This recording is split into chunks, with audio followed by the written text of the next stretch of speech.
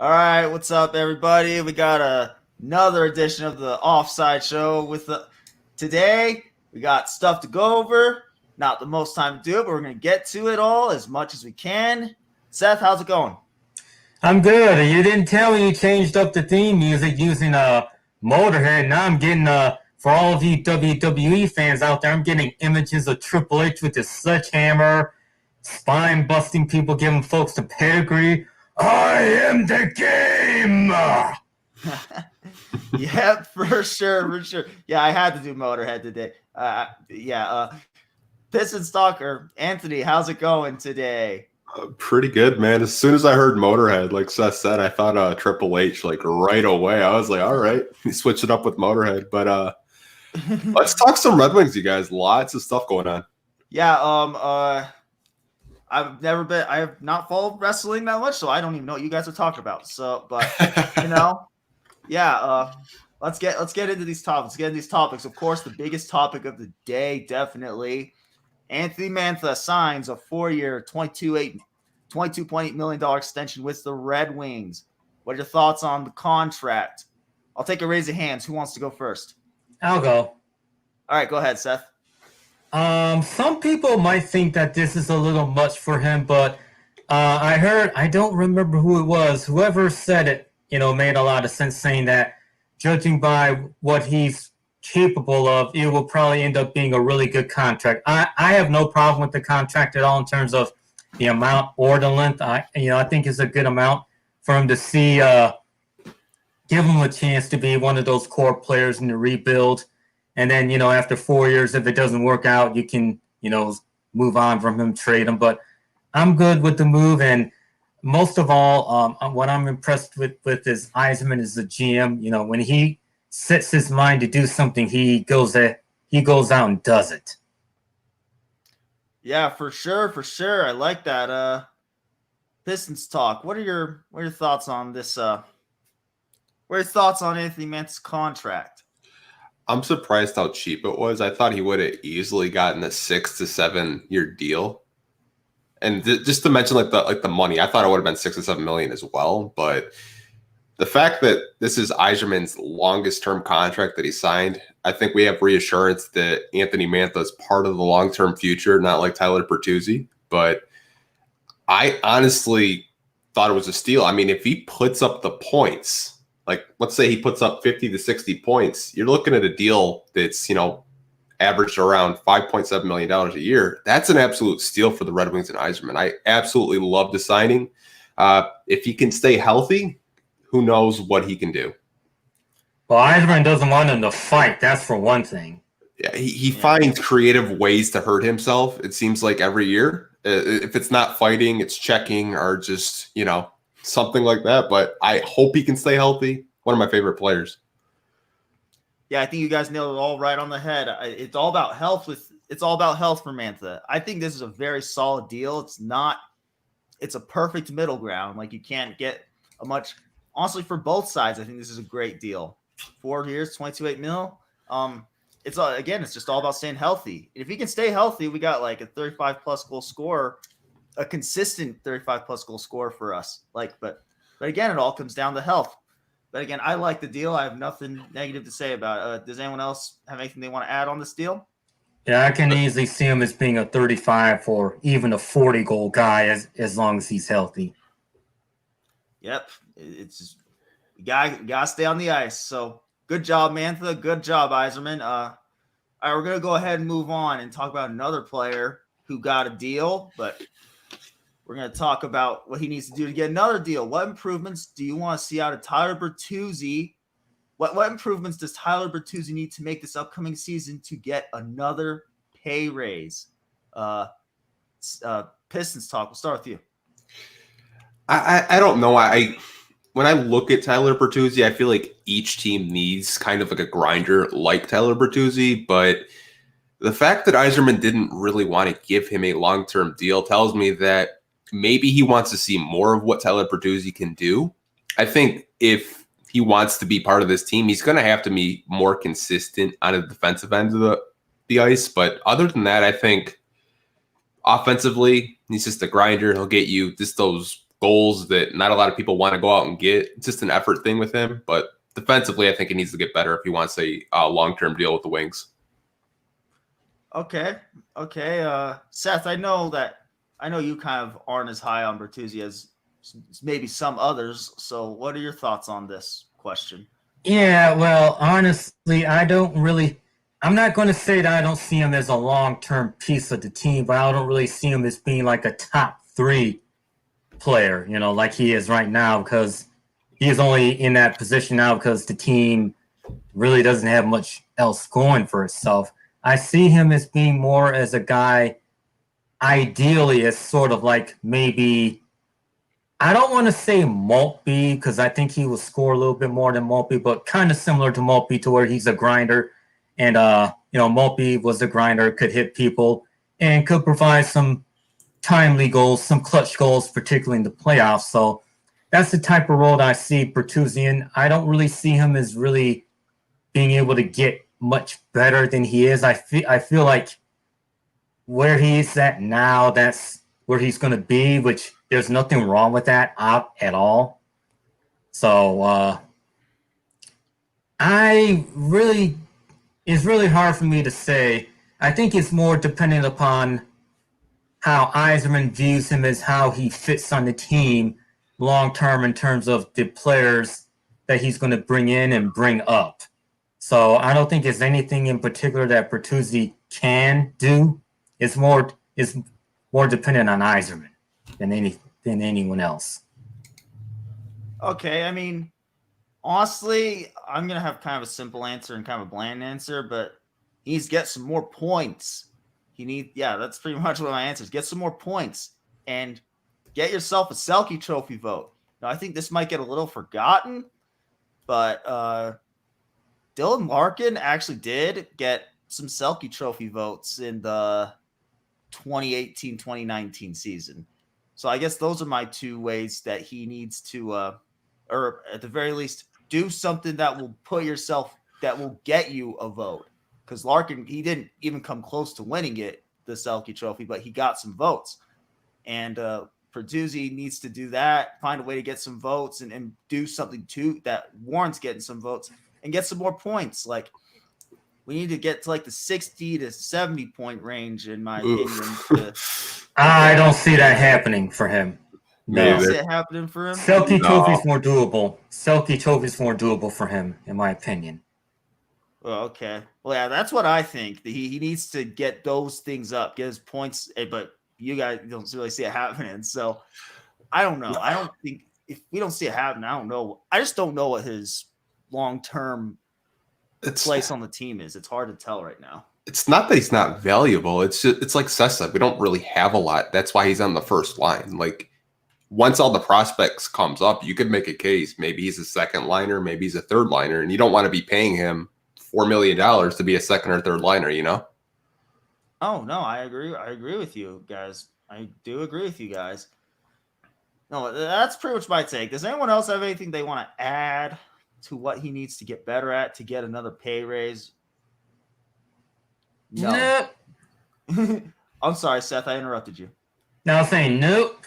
All right, yeah, we're good. We're good. Let's go on. I think not much to really say. I think we said our pieces. All right, I think it's gonna be a little bit of a fun one. I think everyone's gonna be on the same page with this one, but let's see what happens. Who wins the starting goaltending position this year and why?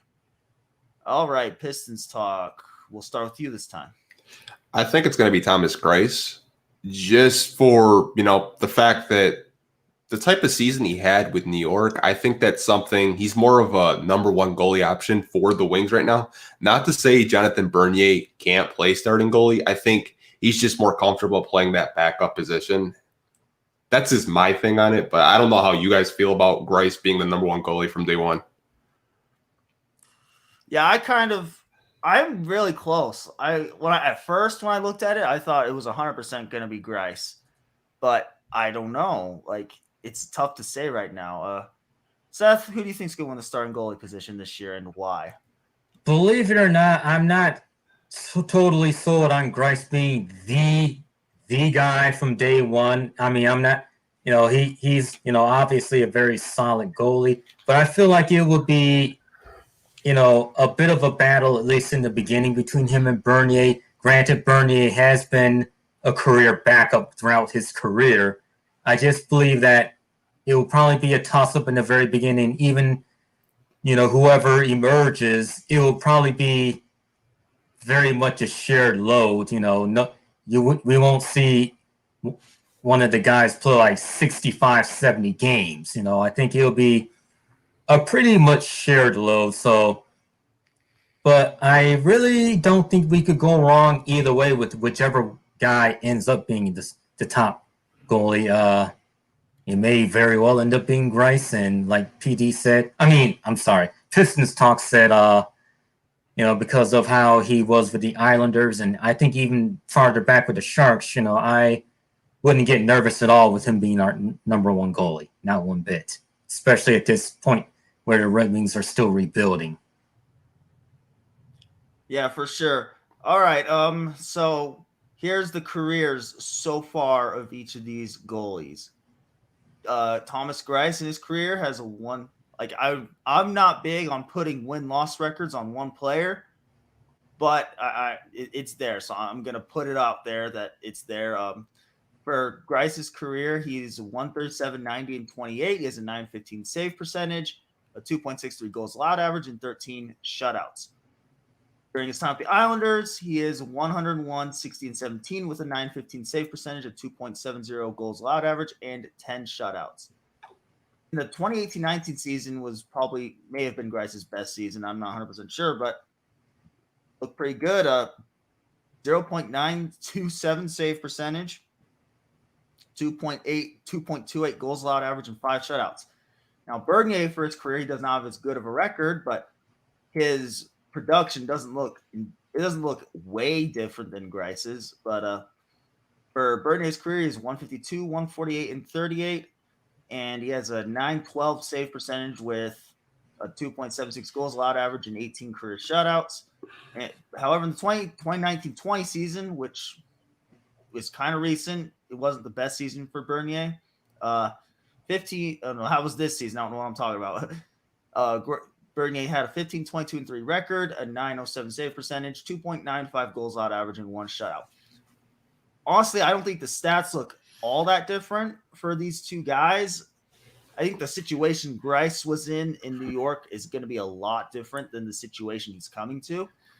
Granted, the Red Wings did make a lot of moves. I don't know who's going to be getting what kind of ice time yet, but it's tough to tell. I probably would lean more towards Greiss simply because the contract he signed would lead me to believe that he'll probably win the starting job. But I wouldn't roll Bernier out because, considering the situation Bernier was in this year, I think he did as good as he could. I don't know if you guys would agree with me, but I think he did as good as he could with the situation he was given. But do you guys have anything else to add on to that? I have to agree with that because, especially when you also throw in the fact that he was basically thrusted into the starting position because of how poorly Howard played. So, he definitely, did, the best that he could. And I also want to add in that you mentioned about wins and losses. For goalies, win-loss records can, not always, but can sometimes be misleading because sometimes goalies could have bad win-loss records, but still play well in net. It's just that the team is in front of them is playing badly.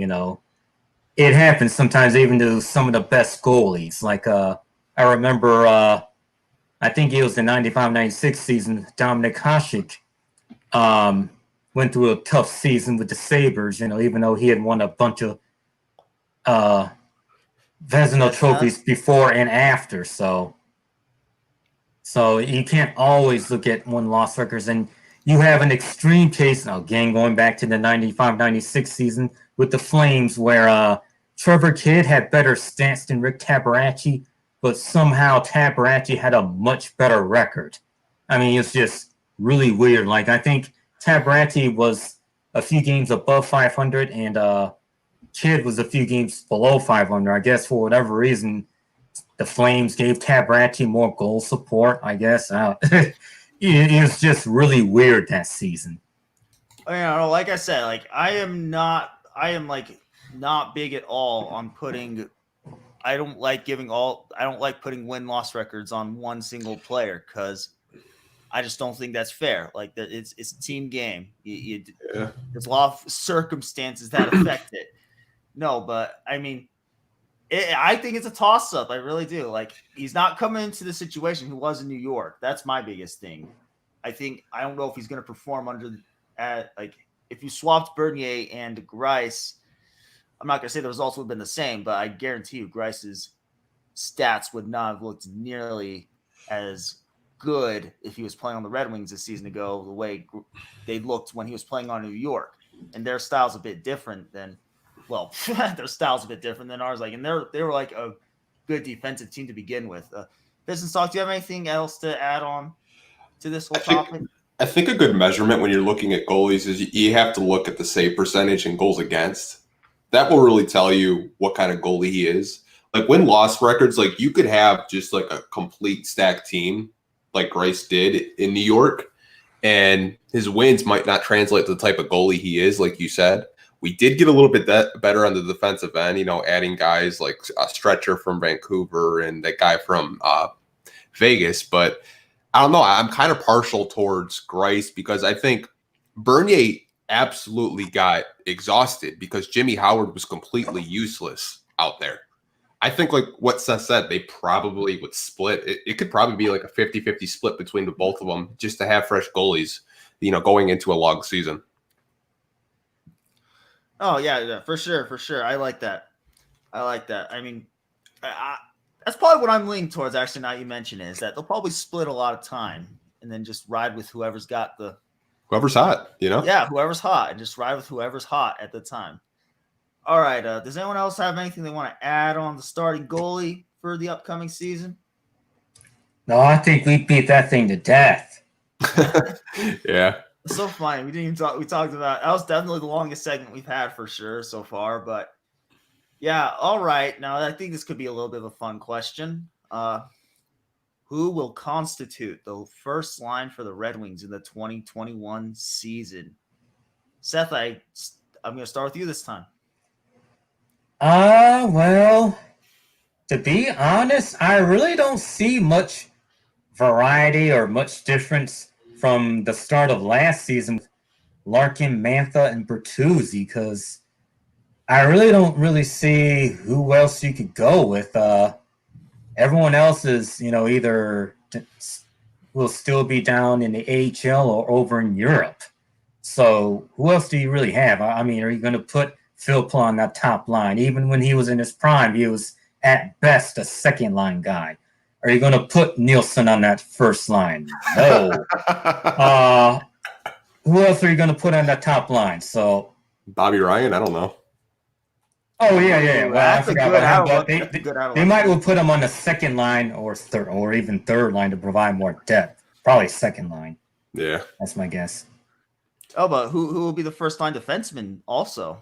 Probably the Kaiser, and I can't think of the other one. Oh, it's Hronik? not going to be. Who are you talking about, Hronik? Well, it's not going to be him because he's playing in the Czech Republic. Oh yeah. And it's not going to be Seider. He's playing in the SHL. Yeah, so I don't know if it'd be Troy Stetcher from Vancouver. I think bring back Cromwell from retirement for We're just going to have to wait and see. I have no idea what our team's going to look like because we've loaned half of our team over to Sweden. Yeah. I don't know what's going to happen.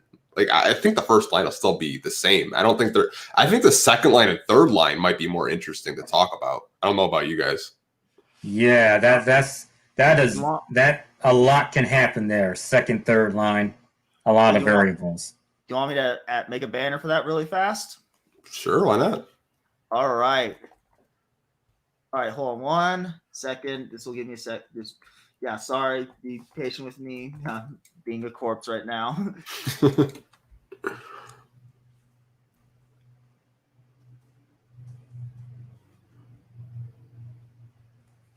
All right.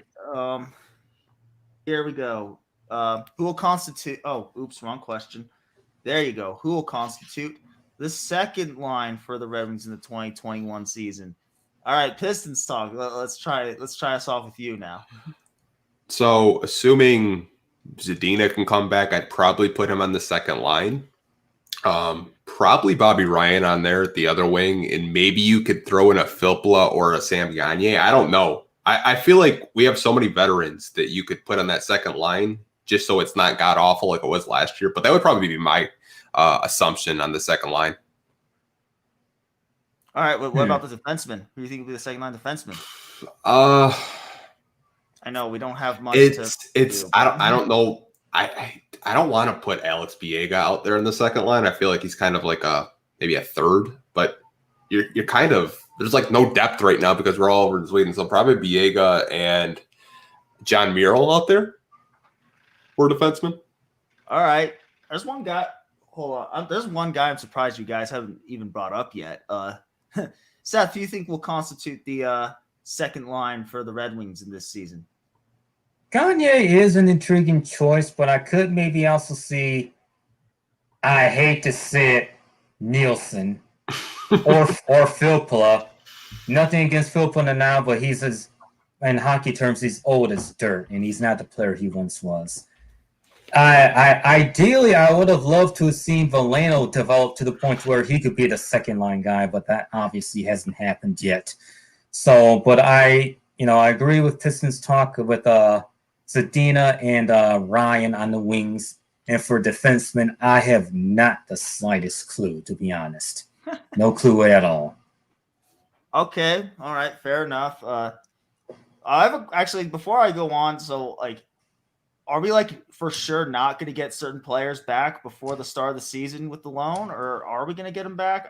We'll get them back, but it's not going to be at the start of the season. I mean, we'll probably, assuming there's a full season, 72, 82 games, whatever it is, we'll probably get them maybe when the season's practically over. So wait, so that's a confirmed fact? We're not going to get them before the season's over. Yeah, because a lot of them signed, loan contracts over in the SHL. Then the seasons over there are 30 games long, so they're going to be over there. All right, fair enough. All right, cool. Thanks for the clarification. So for the second line, I mean, dude, we have so many corpses on this team, so it's hard to choose a good second line. I'm just gonna go with players that we haven't loaned yet. We didn't loan Fabry, did we? I don't think we loaned Fabry. No, we didn't. I'm surprised. Yeah, I'd probably go with Fabry, maybe even Nemestnikov. Yeah, I think. I forgot about him. Fabry, Nemestnikov, and Ryan for the second line. For the second line forwards. Second line defenseman's really freaking hard, dude. It's our first line defenseman shouldn't even be on the first line, and our second line shouldn't even be on the second line. So it's tricky. Y'all remember Mark Stahl did not get loaned, right? No. Not yet. He'll probably be top 4 defenseman. I'm pretty sure. I felt like he was going to play on just strictly based on the contract, I would probably have put him on the first line, but that's just strictly based on the contract. Second and experience. Line. Yeah, exactly. Second line, dude. I see why you guys are struggling now with the second line defenseman. Oh, dude, I'll probably go with. Yeah, I'd probably just go with I have to pull up some stats, but I'd probably go with the Kaiser and Stetcher for the second line, honestly. But with defensemen, you can't go entirely by stats. You have to go by their role too. Yeah, it's 100% true. Yeah, I feel like Mark Stahl and the Kaiser would be for me personally, that would be my first Deing pair. I don't know about you guys. I agree. I probably would have put Hronek on the first line, honestly. But that's just me. Well, Pistons Talk said he was loaned out, though. So. Yeah, right. You're right. He did say that. I'm sorry. I'm being a corpse right now. It's all right, man. It's hard to keep up with all these loans. Yeah, because we're just loaning them left and right. Yeah. Oh, let's see here. Yeah, it even says on cap-friendly COVID loans, so I don't even know why I brought him up. No, for the second line, yeah, you know what? I'll probably just go with Nemeth and Stetcher. That's my option. That's my pick. Do y'all agree or disagree with those picks? So what did I go? I went Fabry, Ryan, and Nemesnikov for the forwards, and then I went Nemeth and Stetcher for the defenseman, right? Yeah. All right. Do you guys agree with that or disagree with that? I mean, I completely forgot about Nemeth, and I can't even say that guy's last name, but Kozlov's nephew. Nemesnikov? Yeah. All right. I'm sorry. Go ahead again.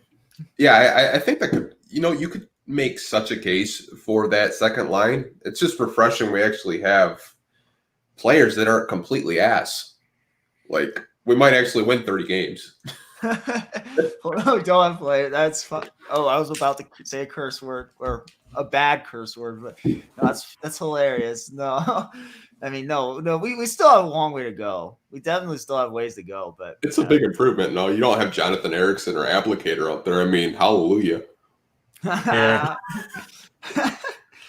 Shout out to you players. We're sorry. Like, thanks for what you did for us, but your time came. It just is what it is. So, yeah. Seth, do you have anything else you want to add on to this? No, I'm good. All right. Now let's talk about this question. I think it's gonna be interesting. We've talked about this a million times, but I don't think we've talked about this specific way. How long of a leash does Steve Yzerman have to get this operation turned around for you? Like, I guess if you're the owner, how long of a leash are you giving him to get this whole thing on the right track? Because it's completely off the rails right now. And that's an understatement. I'll take a raise of hand. Who wants to go first? That man does not have a leash at all. He's Steve Yzerman. He's the captain. He is the much beloved legend Hall of Famer. He doesn't have a leash. At least not for now, and probably won't for the next 2, 3, 4 years. I will compare him to Jim Harbaugh as the Michigan head coach, even though he does have a leash now. I hate to say it, but, for the longest time, he did not have one. He could do absolutely no wrong for the Wolverine faithful. So that's how it's going to be for Yzerman for the foreseeable future. He can do no wrong, and as long as he makes smart moves, it's going to remain that way. And he keeps on telling people, be patient. So, it's not like he hasn't, prepped fans, even though there is that segment of fans on Facebook that are like, oh, come on, Steven, you need to do something. Get Taylor Hall. And, people that or like Fire Blast Show. This is unacceptable. We should be competitive.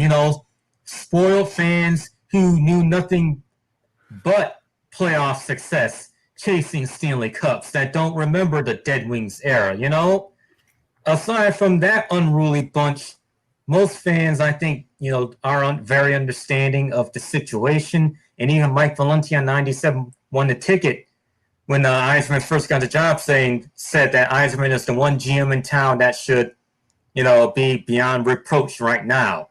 And Valenti can lay it on folks. So, okay, he's gonna.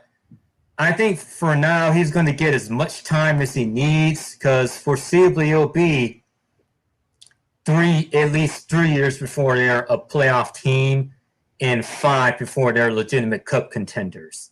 So is that your answer? Like, he has 3 years to get us. So I'm interpreting your answer as he has 3 years to get us to the playoffs and 5 years to get us into the Stanley Cup contention conversation. That's what I'm interpreting from you.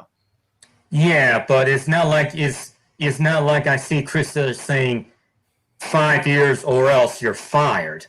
He and also at the same time, I see Yzerman as being able to reach those goals anyway. So. All right. Well, I guess my question is, like, what if he doesn't reach those goals? I know I'm being negative. I'm sorry, but like, what if he doesn't reach those goals? Then what's going on? Then, well, he'll probably get 1 or 2 more years. The lines. He'll probably be afforded a bit of patience. Not as much as the Ford family, but he'll be afforded some patience. It's not like he's going to be fired on the spot. Yeah, for sure. I can accept the answer. We have Alex Left Friend Swan this, in the chat. What's up, man? Hey, you think our first round choice plays this year? No. Probably not. I'm pretty sure our first round choice is loaned right now anyways. He'll still be in Sweden.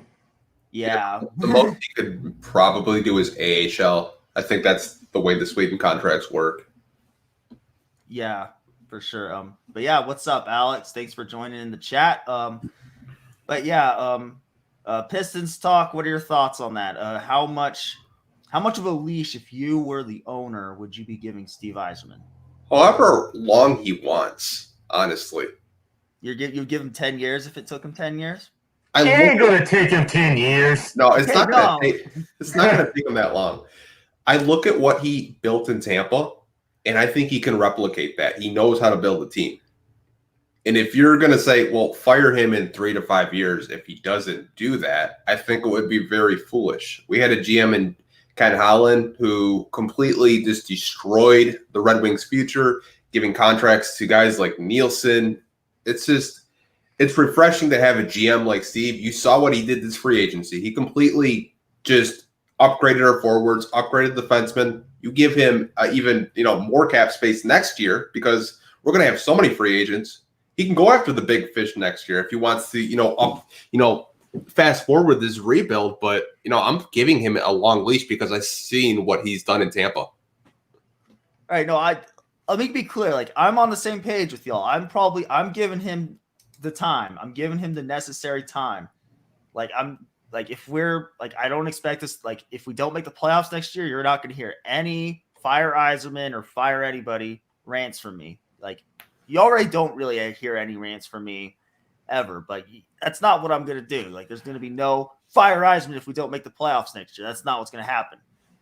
I mean, honestly, I'd probably get I don't even know if I would expect us to make the playoffs the following year, but the year after, I probably would expect something like that. No, but I agree. I mostly trust Yzerman. I don't have blind faith in Yzerman, but I have faith in him.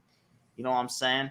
It's no, I guess I'm giving him, 5 years is my personal leash to make the playoffs, but just for the playoffs is what my personal leash is. But I think we'll be playoff contenders in 5 years. That's how much faith I have in the guys we have in developmental, AHL, all the European prospects, all the Swedish prospects. I think 5 years we're playoff contender.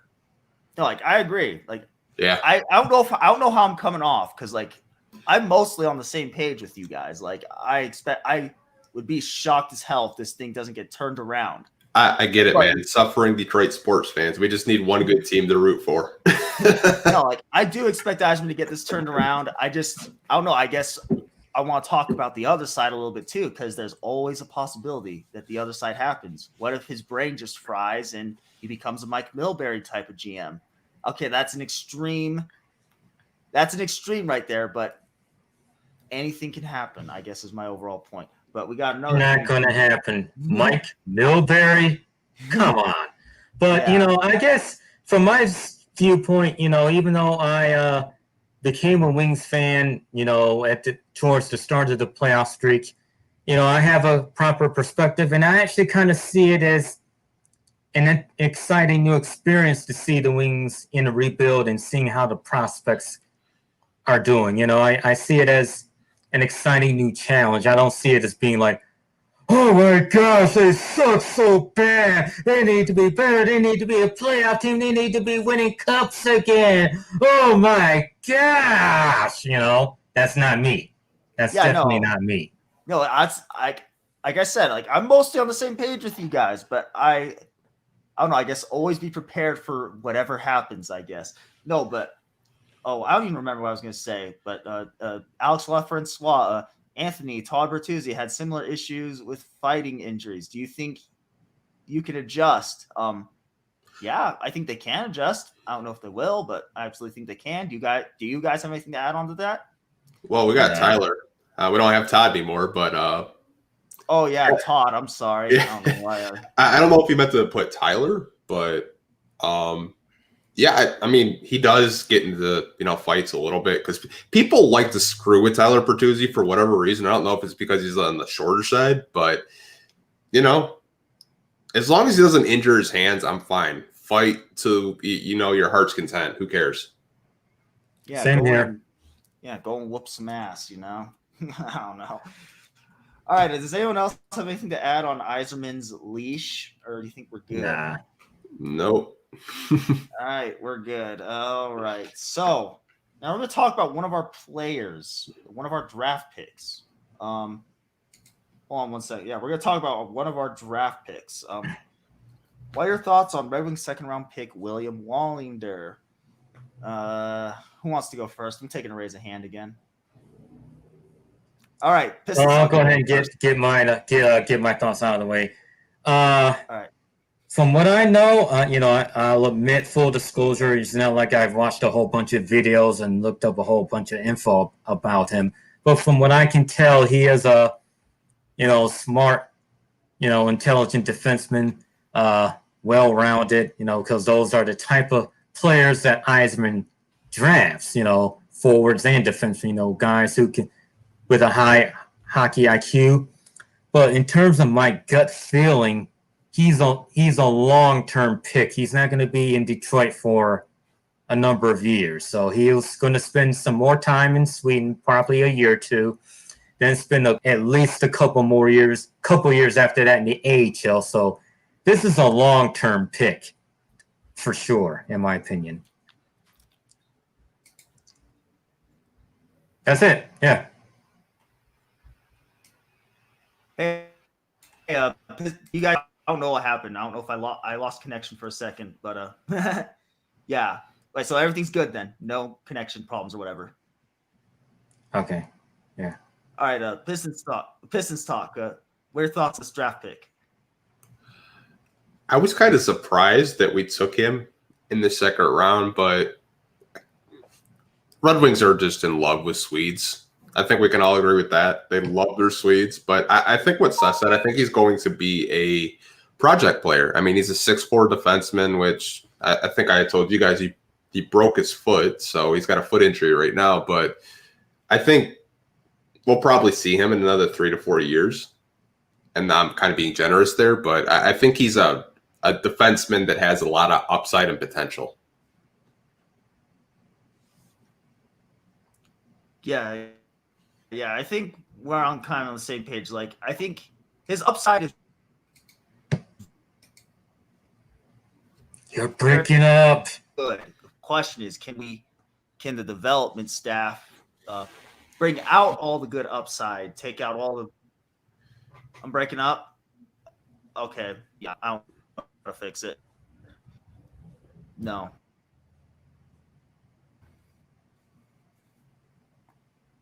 Uh-oh. That's fine. We can hear you now, I think. Yeah, I was going to say, the one thing they teach us in media with the worst thing is dead air. Okay. I can hear you now. Oh, yeah, for sure. So, can you hear me? Can y'all hear me? I don't know what's going on with me right now. I'm really sorry about that, guys. But, I agree with you guys. He's a. Yeah, it's cutting out again. Hey. Come back, PD. Come back. Yeah, I think we lost him. Yeah, well, technology sometimes you never know when stuff like this will happen to where technology will just cut out on you. Yeah, I got too many windows open. That happened to me last night. I had too many windows open and it just completely just fried out. Well, I did not know that could happen. Yep. Hey. Come on, StreamYard, do better. Oh, we completely lost them. Wow. All right. Okay. Trying to see. All right. Last time. Did that he's back. help anything? Did that help anything? Yeah, we can hear you now. Guys, can you hear me?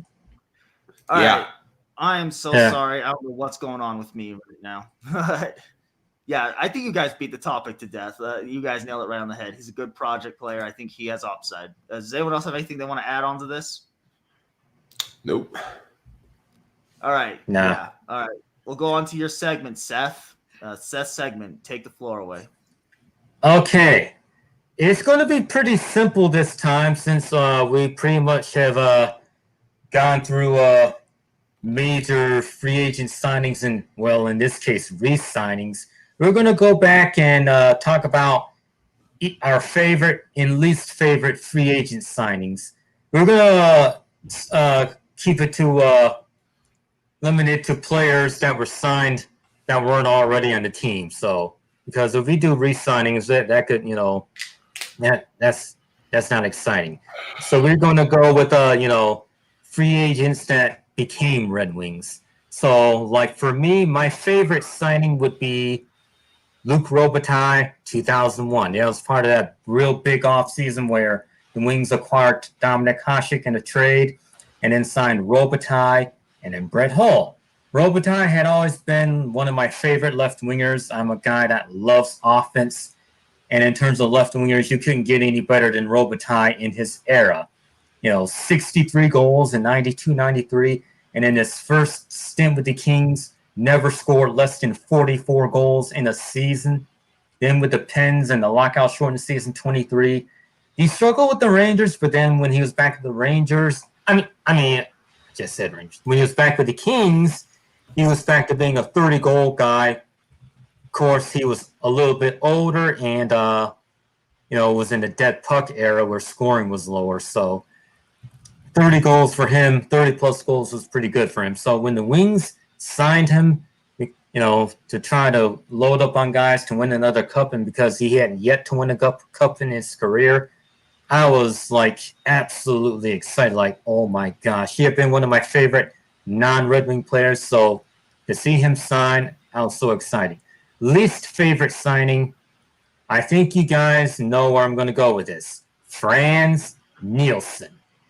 6 years for a guy that's basically at best a second-line center when he was signed, and maybe a top-line center if you needed him to fill in for your injured top liner. But 6 years, paying him like he's a superstar just because Datsuk left for Russia, I knew right then and there that the Wings playoff streak was going to be over. And I was at peace with it. I was like, oh my gosh. So, yeah. All right, for How sure. about you guys? All right, Pistons talk. Do you want to go before me, or do you want me to go first? I could go if you don't have one off the top of your head right now. I don't really have one off the top of my head right now. I have one off the top of my head for my favorite. That's a little bit of a curveball, but I don't really have a least favorite. Honestly, my least favorite would probably be Nielsen, like Seth said. But you can go first, Pistons talk. So probably my favorite free agent signing was Matthew Schneider. I don't know if you guys remember him. Ooh, that's a good one. Yeah. That's a good one. He was probably one of my favorites. I loved Luc Robitaille. I loved Brett Hull. I think my least favorite would probably have to be Nielsen, would probably be my least favorite. But just off of recent memory, I can't really think of a free agent signing when they were winning, that I didn't like because they were going to contribute. But those would probably be my favorite and least favorite. All right, cool. Like I said, my first one, my mind's probably going to be a bit of a curveball. There's a lot of great ones, like Robitaille and Hull are both spectacular signings. We couldn't have won the cup without them. But I guess this guy is a little bit of a forgotten Red Wing. Brian Rafalski, he was a very key contributor to that 2008 team. He gets a little bit forgotten. Ooh, that's a good one. Shanahan plus super move. No, that he was they got him in a trade though. Yeah. No, but that's a good pick. No, but Brian Rafalski is a little bit of a forgotten contributor to that 08 team. I wouldn't really call him forgotten though. Maybe underrated, underappreciated, but yeah, he was sneaky good. He was kind of overlooked in New Jersey too, but I was really high on that signing at the time because of him being a solid, steady defenseman, a lot like Lidstrom, only he's American and has a right-handed shot. And then him being from Dearborn, it was a homecoming for him, so I thought it was a really good signing. And in terms of least favorite, honorable mention goes to Mikael Samuelsson, his second time around in Detroit. Awful I sign. remember him. I remember his first stint though. I don't really remember his second. I didn't even know he had a second stint. His second stint was terrible. They brought him back at the same time they signed Jordan Tutu. Oh. And I think what was his name? The guy that was with Florida. Can't think of his name. 5-year contract. They bought him out. You know what I'm talking about?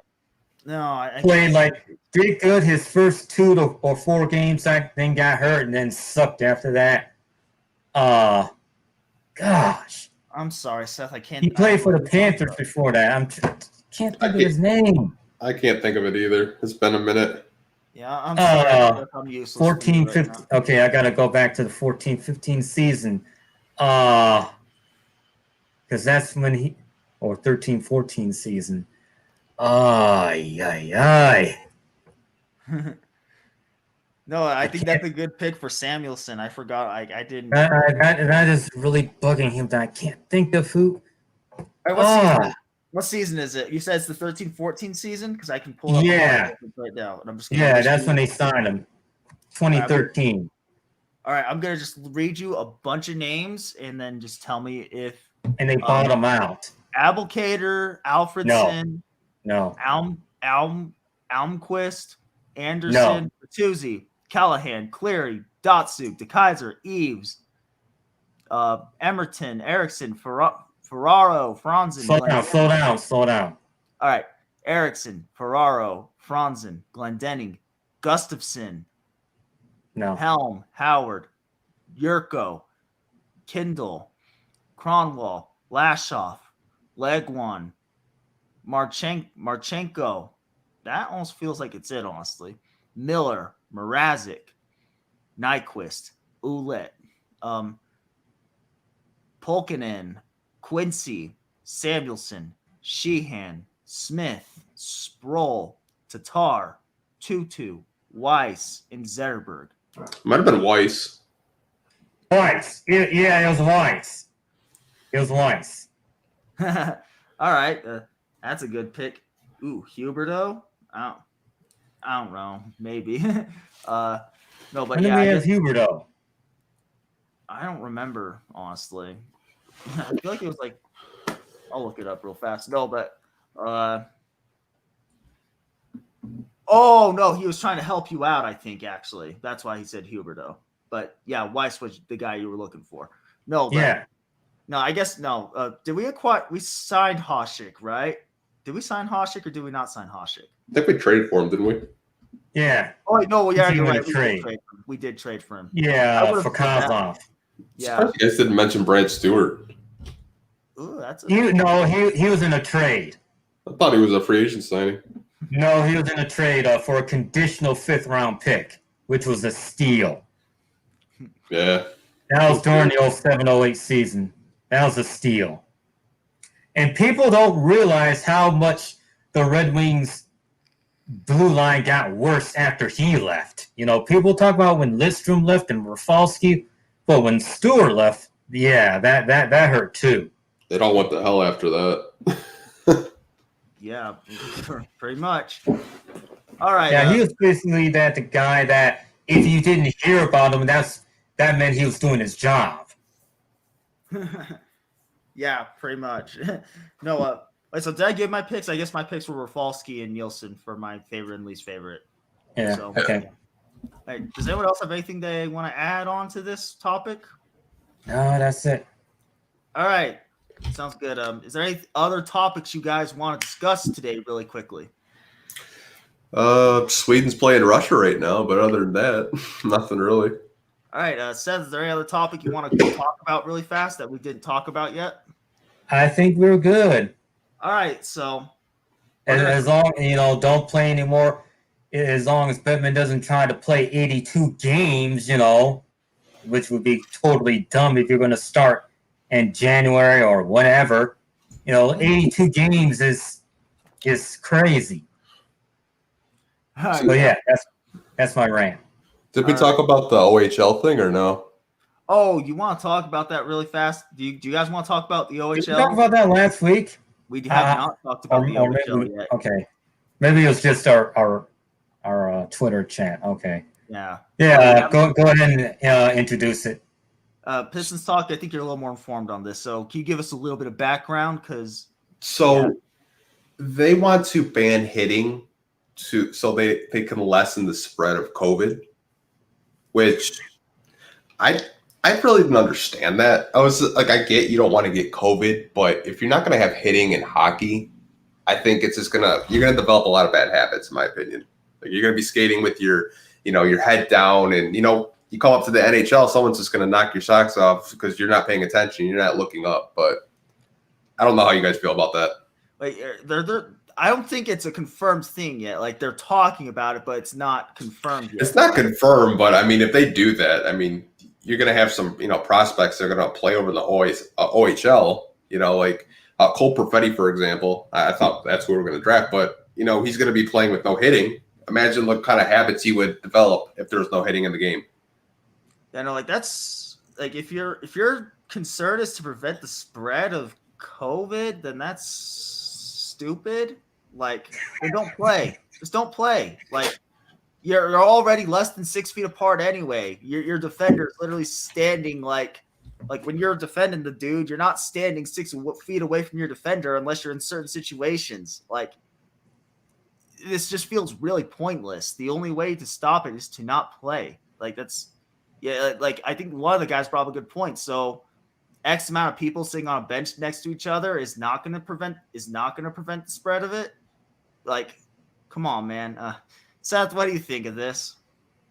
I know if Jim was still doing the show, he would be having the king of all fits. Hockey with no hitting is just, I don't know. It's like, what could I compare it to? Like, it would be like having, I don't know. It would just be crazy. You already have it to where at the college level you can't fight, but at least they can still hit. You take out hitting, well, that's just not hockey. It's not hockey. It's a different sport when you do that. Well, this makes no sense. If the plan if the plan is to prevent the spread of the virus, then don't play. That's literally the only real option. If that's what your plan is, like, that's just, I don't know. Like, what? Good luck to whatever they decide to do. But that doesn't feel like it's gonna. That just feels like a bad idea. That feels silly to me. But thankfully, I'm not the commissioner of that league, and it's not confirmed yet. Let's be clear. It's not confirmed that it's going to happen yet, but we're going to see what happens. All right. Does anyone else have anything they want to add on to that topic? I'm good. No. All right. Is there any other topic that you guys want to discuss that we haven't discussed today? I don't think so. No. Seth? All right. No. We're going to go ahead and close the show out right here. Thanks, everyone, for coming in.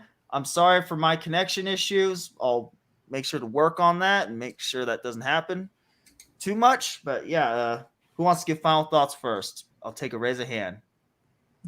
Thanks for having me, as always. It's always great to talk Red Wings hockey. Thanks for joining us, Alex Lefrancois. Usually I could pronounce it. It's just I get a little tongue-tied sometimes, so please don't be offended, sir. As always, join us again next week, same day, same time, for some more Red Wings hockey. You heard it from me, Seth Walker. All right, Pistons Talk. What are your final thoughts? Good show. Love talking, all the topics, the goalie topics, second line topic. That was a lot of fun. Same time next week. Should be fun. Can't wait. Yeah, for sure. We're always going to keep trying to bring that Red Wing content. Also, I'm going to have to give myself a shameless plug really fast. If you're into the Lions, also make sure to go subscribe to the Detroit Sports Alliance channel. We're eventually going to try to move everything over there, but for now, it's going to be on my channel until we get that more organized. The Detroit Sports Alliance channel is linked in the description. However, also, I'm going to be hosting the Lions versus Vikings pregame show tomorrow. So, yeah, make sure to tune into the pregame show. But, yeah, thanks for coming in, everybody. And with that, we are out.